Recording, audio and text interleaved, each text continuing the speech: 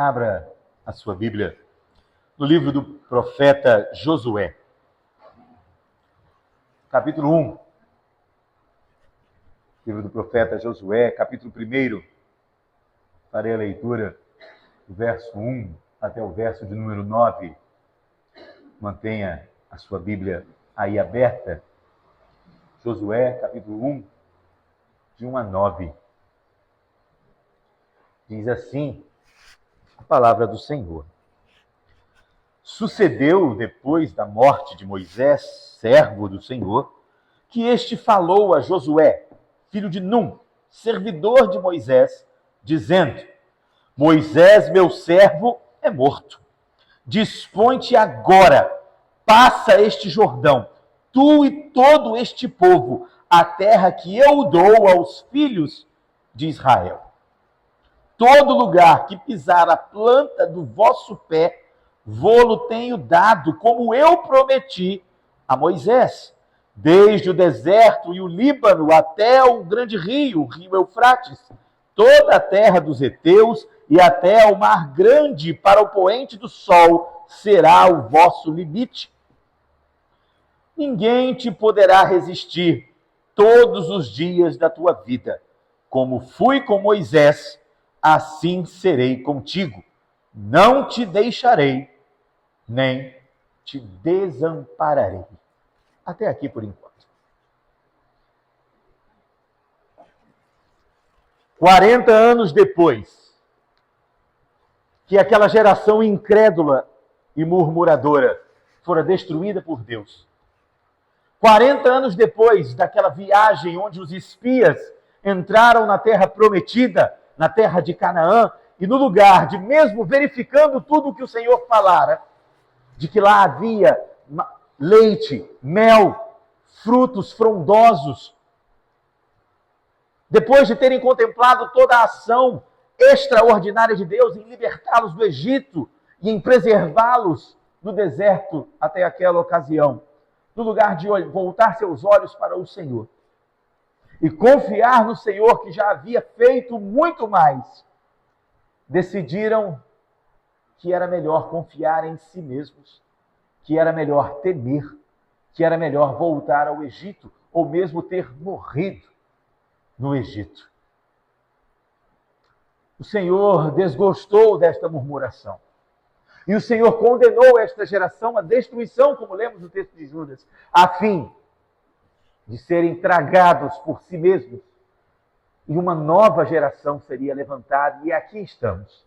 40 anos depois, apenas 2 homens, Josué e Caleb, 2 daqueles 12 espias que foram até Canaã, 2 representantes das 12 tribos, 2 que não concordaram em murmurar, mas insistiram: no Senhor possuiremos esta terra.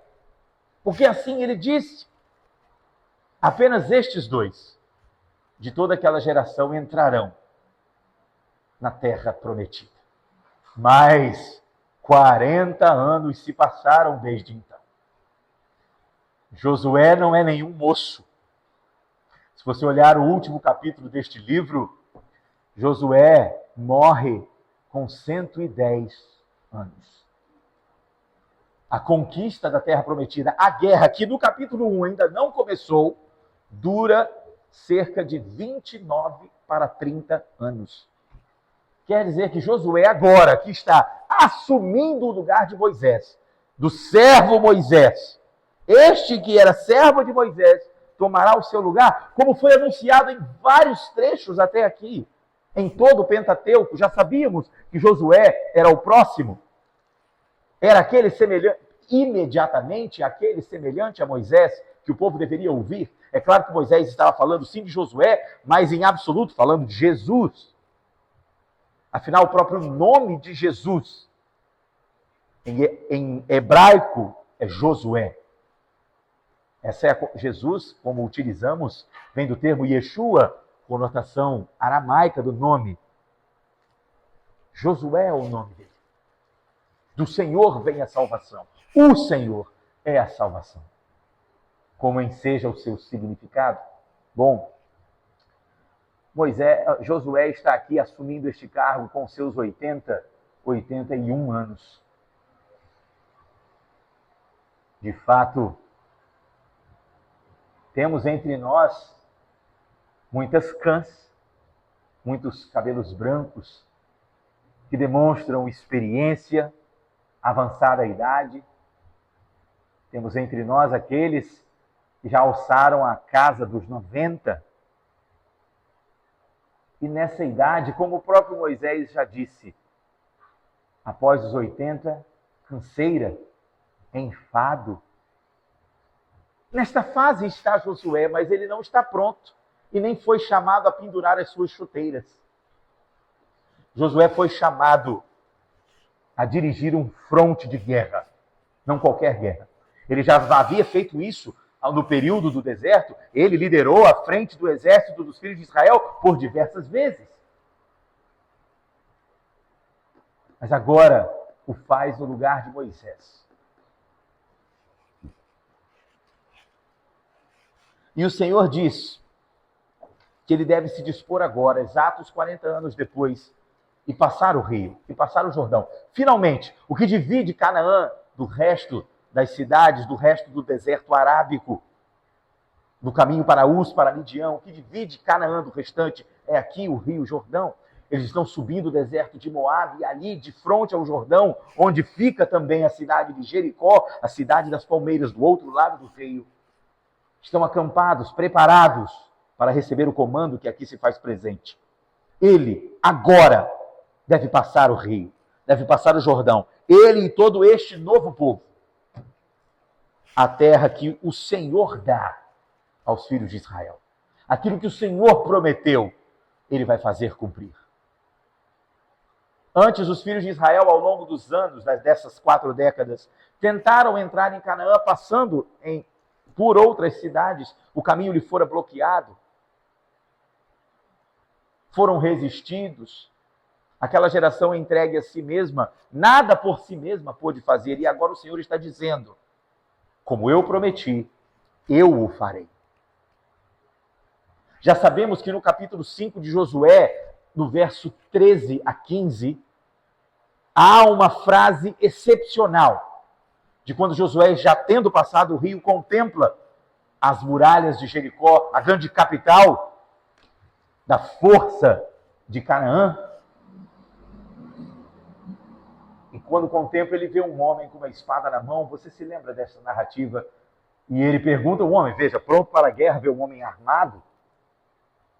Ele pergunta, é dos nossos ou dos adversários? É do bem ou é do mal? É amigo ou inimigo? E a resposta do homem é fenomenal. A resposta do homem é não. Não sou do bem, não sou do mal. Não sou amigo, não sou inimigo. Sou o príncipe do exército do Senhor e acabo de chegar. Trata-se do próprio Cristo, do anjo do Senhor, aquele que fizera o pacto, aquele que levantara Moisés na sarça ardente em Êxodo 3,15, aquele anjo do Senhor que apareceu e convocou a Moisés, que agora convoca a Josué. É ele que vai fazer esta batalha.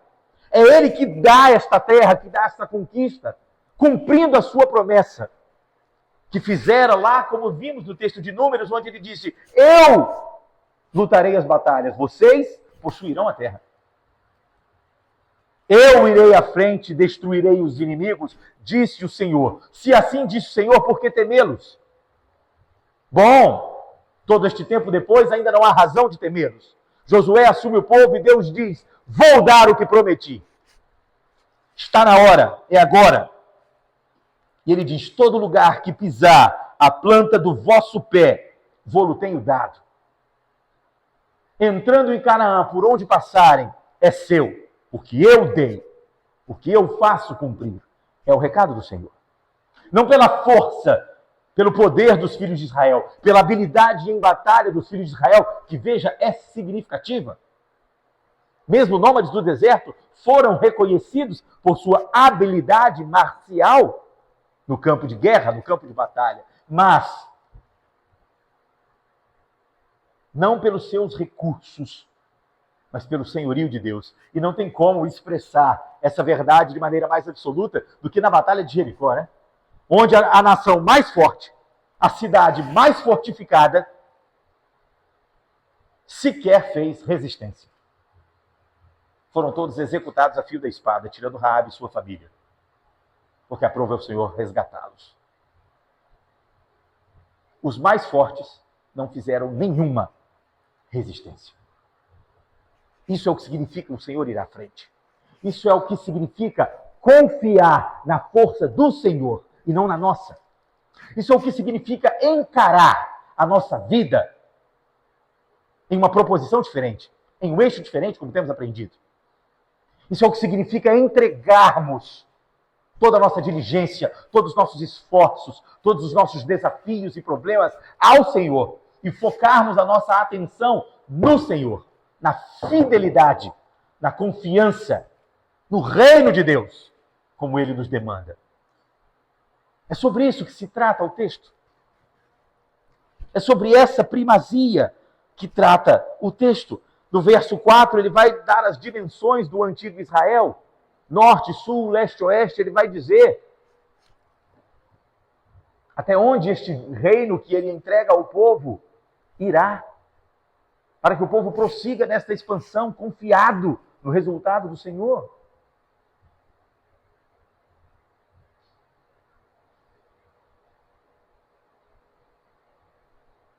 No verso 5 ele diz que ninguém te poderá resistir todos os dias da tua vida.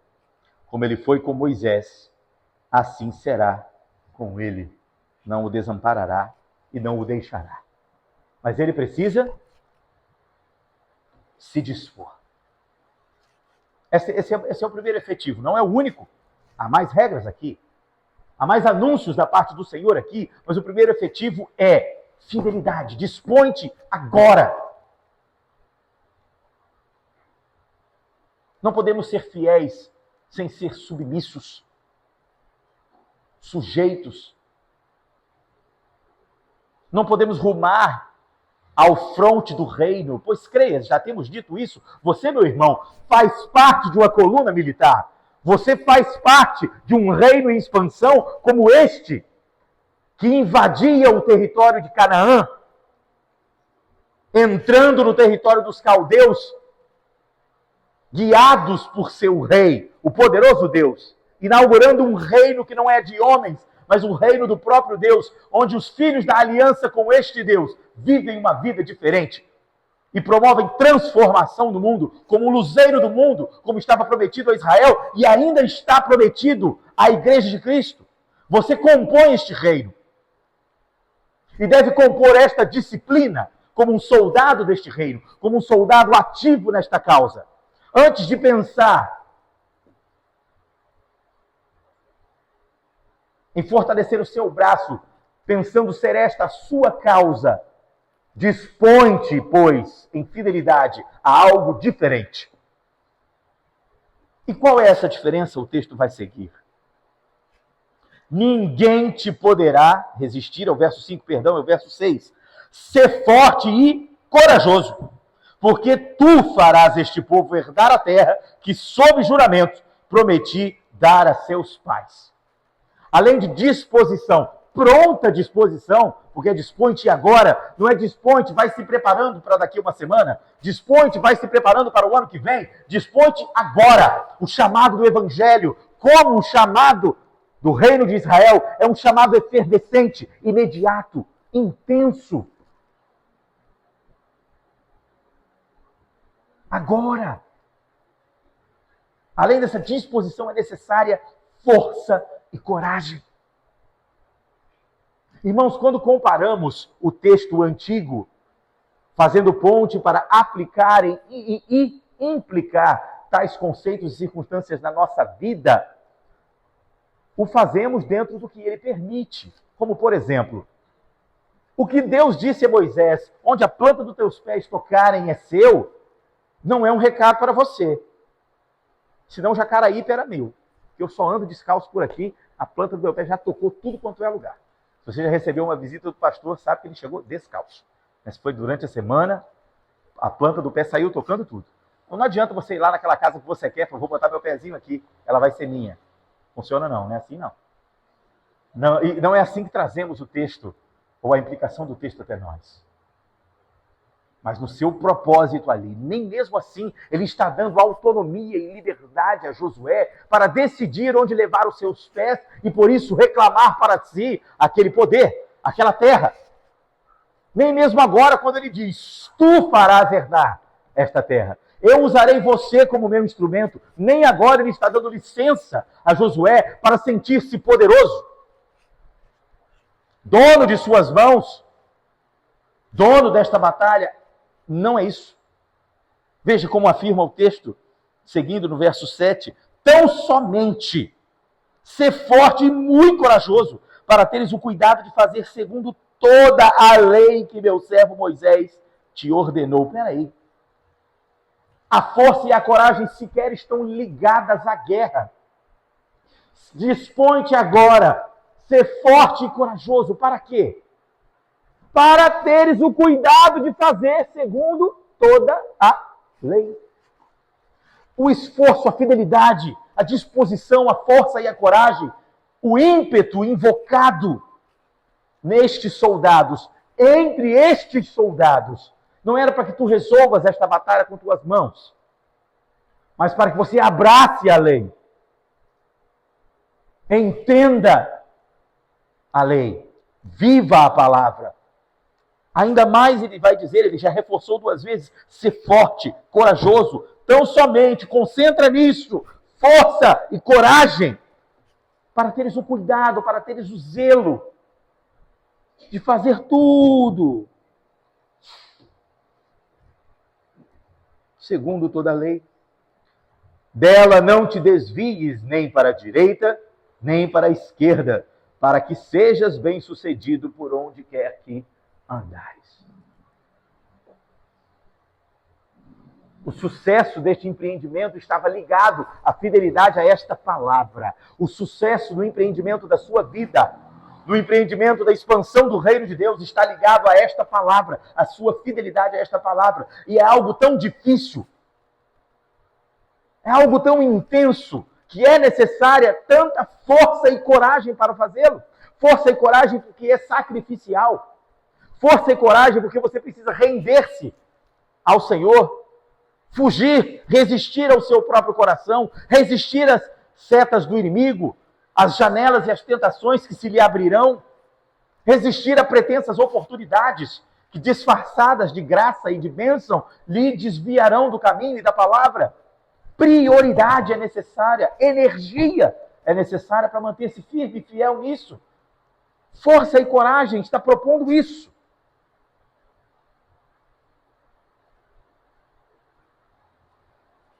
Não está dizendo que você deve usar a palavra ou o serviço de culto para carregar as suas baterias espirituais e depois enfrentar poderoso os seus problemas, tendo sido imbuído da energia do Senhor. Não, isso não é evangelho. Isso é Dragon Ball Z. É outra coisa. Se você não entendeu, meu irmão, que bom. A intenção, meu irmão, é que no reino do Senhor isso não funciona assim. A sua força e a coragem é para despender da sua energia em prol do serviço de culto. Aqui você se revigora no espírito, mas é claro, recobra seu fôlego na vida espiritual com toda certeza. Mas investe estas energias no mesmo caso, no mesmo reino, em experimentar, em edificação, em conformidade com esta lei, sem desvios, sem distrações, todos os seus esforços. Isso requer, como vimos, força e coragem. Eu não sei, meu irmão, se você gosta de filmes ou livros de guerra. Recentemente comecei a rever uma série que vi há muitos anos sobre a Segunda Guerra Mundial, oriunda de um livro chamado A Companhia de Heróis. E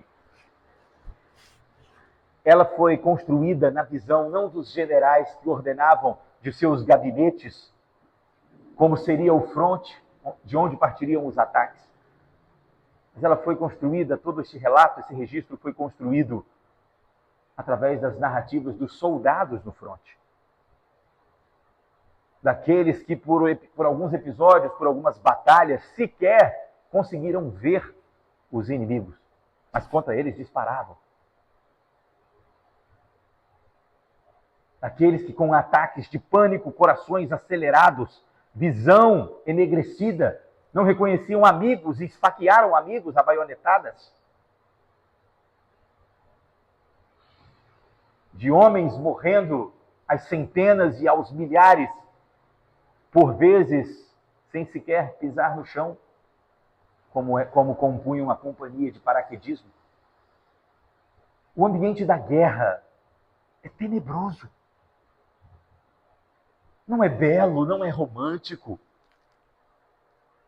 Ribombar de balas, fumaça, fogo, gritos. Não é aventura.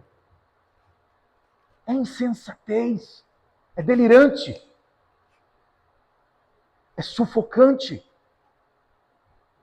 Como a vida, debaixo dos efeitos do pecado, também pode ser. Quantas vezes nos sentimos um tanto esganados pelas circunstâncias? Como que pendurados, sem ar, sem o tato do chão, sem saber o que fazer, para onde olhar? Estamos em guerra. Mas quantas vezes nos esquecemos desta realidade, pensando estarmos de férias? Não guardamos prontidão? Não estamos alertas? Não estamos munidos de nosso equipamento? Tudo achamos pesado demais. Você sabia que o equipamento de um soldado raso podia chegar a pesar entre 35 e 40 quilos? E o cara tem que correr com a sua arma, com isso tudo aí em cima, porque qualquer coisa pode acontecer, então tem que ter todas as ferramentas, tudo ali à mão, explosivos, todo o equipamento tem que estar lá, e é pesado. Isso um soldado preparado com as devidas ferramentas, ou seja, as próprias ferramentas num fronte pesam. A realidade de investir com força e coragem no nosso condicionamento na palavra do Senhor é um peso, é difícil, é desgastante. Ninguém diz que é mole, senão não nos seria demandada força e coragem, como dele aqui também fora. Mas se mesmo tendo essa certeza e convicção, o caminho se faz difícil, imagine ignorando este equipamento, ignorando a condição de guerra. Eu achava incrível, irmãos, enquanto na série, enquanto alguém levantava um pouquinho o capacete, pum, uma bala, acabou. Relaxou um pouquinho o corpo, outra bala, morreu outro. Parecia que a cada legenda de uma próxima fala era um próximo corpo caindo. Por um breve momento de descuido.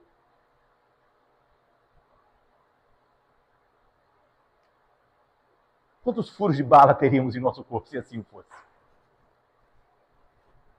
Quanto espaço estamos dando para nossas distrações em lugar de enriste, recobrarmos o juízo e a noção de que estamos em guerra?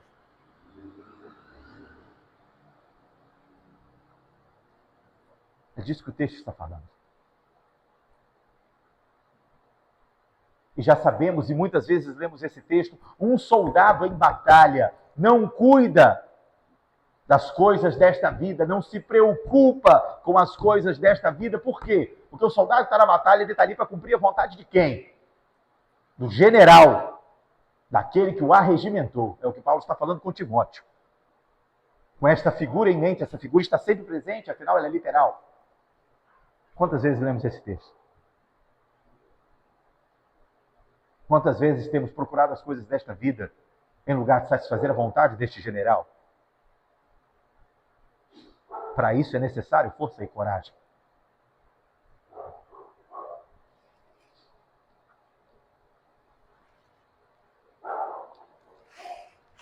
Não cesses, o verso 8 diz, de falar deste livro da lei. Antes, medita nele dia e noite, para que tenhas o cuidado de fazer, de novo, hein? Segundo tudo quanto nele está escrito. Então farás prosperar o teu caminho e será bem-sucedido. E aí, não te mandei eu, ser forte e corajoso, não temas nem te espantes, porque o Senhor teu Deus é contigo, por onde quer que andares. Veja algumas recomendações do texto até este final. Não te desvies da lei, mantenha ela. É como se literalmente, há duas palavras importantes aqui, ele deve meditar na lei, ele deve examinar a lei e mantê-la na ponta da língua, não mantê-la nos seus lábios, mantê-la pronta ao anúncio. As duas palavras meditação, aqui no texto hebraico, uma delas remete a uma meditação que você está muito acostumado, aquela que você lê de novo, lê mais uma vez, e grava todas as palavras, geralmente aquela que você vai estudar para uma prova, para um concurso. Temos aí alguns irmãos que estão se preparando arduamente para tanto, estão exercitando esse tipo de meditação que aparece no texto. Sim, a relação com a lei precisa também deste padrão, não somente, mas também você precisa conhecer a palavra do Senhor. Você precisa saber se localizar, precisa conhecer o seu equipamento, precisa saber manejar o seu equipamento, estar sempre em prontidão e pronto a utilizá-lo. De que vale uma arma, uma poderosa arma numa guerra, se você não sabe montá-la, limpá-la, se você não sabe atirar? Pode ser a melhor que for, não lhe será útil a nada. Essa é a intenção. A outra palavra meditação é a ideia de manter o sentido da lei à mente. Agora que você gravou as palavras, maneja bem o instrumento, entender o que ele representa, entender o que ele significa. E isso dia e noite, constantemente. Não é em um momento. Não há tréguas. Não há intervalos para descanso. Por isso é necessária, tantas vezes, o Senhor lembrar: não te mandei eu, como encerra. Força e coragem. É claro que é difícil.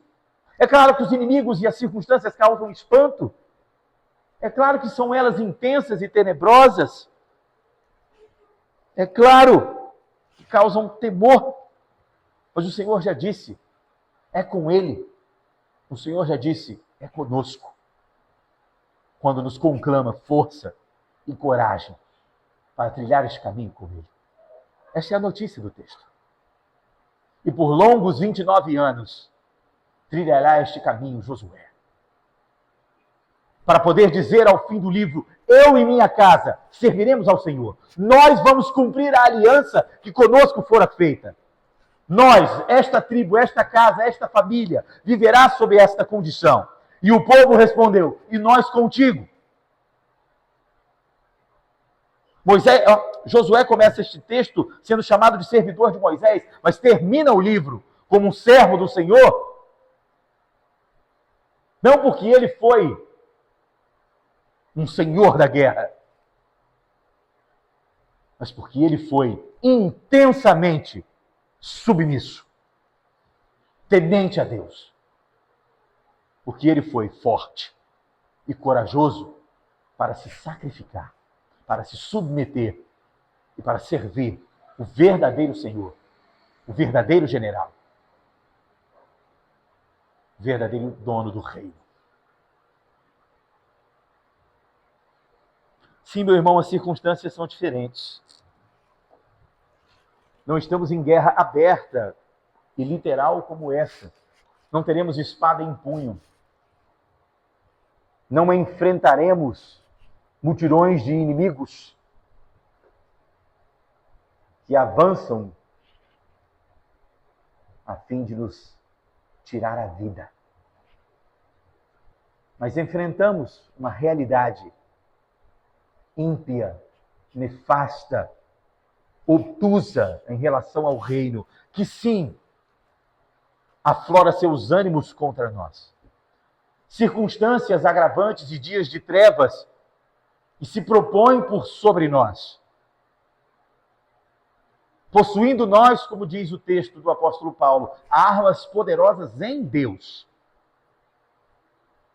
para lutarmos estas batalhas, revestindo-nos dessa armadura de Deus.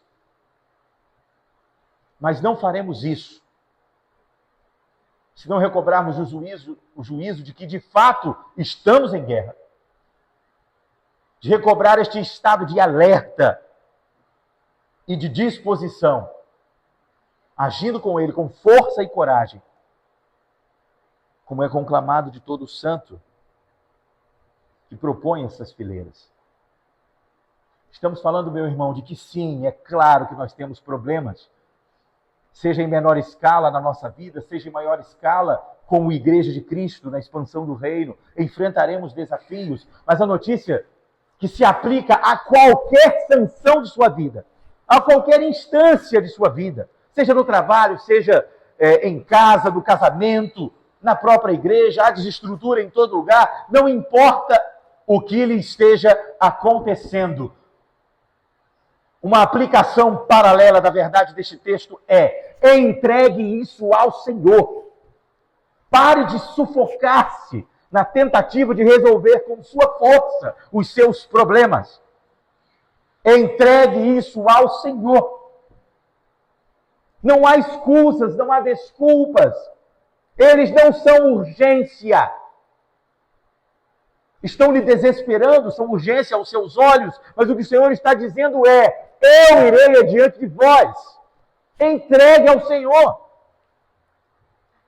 Não é fácil, porque você está desesperado. É por isso que requer força e coragem. Para mesmo sem ver a solução adiante, até porque, vendo que a terra se aproxima, todo mundo se anima a remar. Mas sem ver a terra, sem conhecer o futuro, confiando na absoluta providência e suficiência de Deus, render-se à direção absoluta dele, isso sim, força e coragem. É por isso que também podemos aplicar aqui.